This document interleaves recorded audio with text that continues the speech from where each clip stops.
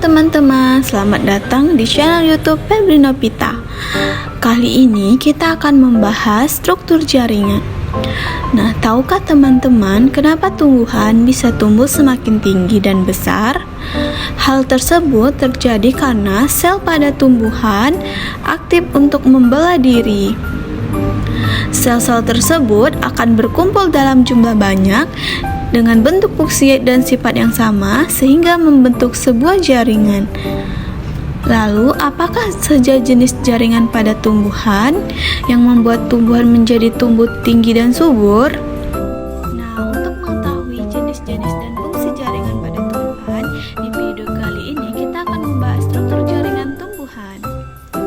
Jaringan tumbuhan merupakan kumpulan sel yang mempunyai bentuk, struktur, dan fungsi yang sama pada tumbuhan. Jaringan tumbuhan terbagi dua, yaitu jaringan meristem dan jaringan dewasa. Yuk kita bahas satu persatu jaringan meristem dan jaringan dewasa.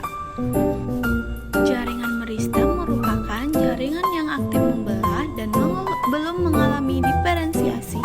Jaringan meristem memiliki dinding sel yang tipis, nukleus yang besar, bersitoplasma, padat vakuola, kecil bahkan hampir tidak ada selnya, dan tidak menyimpan cadangan makanan. Jaringan meristem ini memiliki sifat tetifotesis yang tinggi, yaitu kemampuan sel untuk tumbuh dan berkembang menjadi individu lengkap seperti induknya. Berdasarkan letaknya, jaringan meristem dibedakan menjadi dua, yaitu meristem apikal dan meristem interkalar. Jaringan meristem berdasarkan letaknya terbagi menjadi tiga. Yang pertama ada meristem apikal, meristem interkalar, dan meristem lateral. Meristem apikal terdapat pada ujung batang dan akar, menyebabkan akar bertambah panjang dan bertambah tinggi. Sedangkan meristem interkalar terdapat di antara jaringan dewasa dan pangkal ruas batang, menyebabkan ruas pada batang semakin panjang. Sedangkan meristem lateral terletak pada bagian samping, contohnya kambium dan kambium vaskular, menyebabkan batang semakin lebar. Jaringan berikutnya adalah jaringan dewasa. Jaringan dewasa merupakan jaringan yang selnya sudah berhenti membelah dan mengalami diferensiasi.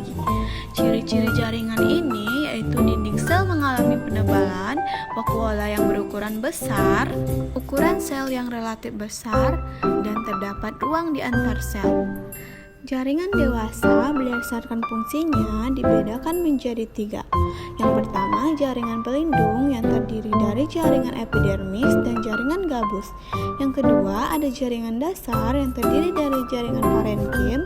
Dan yang ketiga, ada jaringan penguat yang terdiri dari jaringan kolenkim dan jaringan sklerenkim.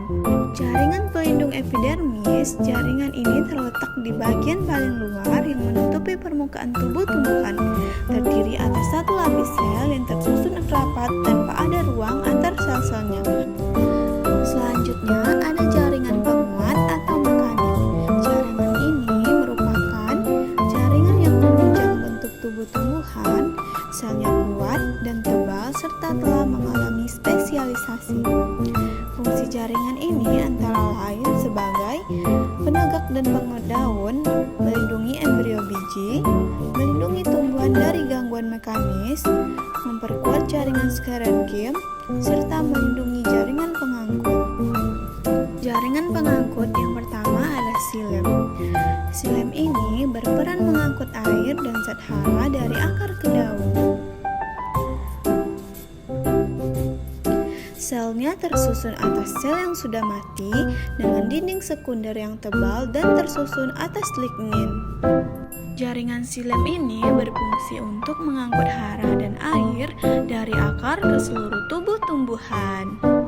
Selanjutnya ada jaringan pengangkut phloem, terdiri atas sel hidup dan sel mati, yang meliputi 5 komponen, diantaranya beberapa komponen yaitu sel pengiring, sel albumin, dan parenkim phloem.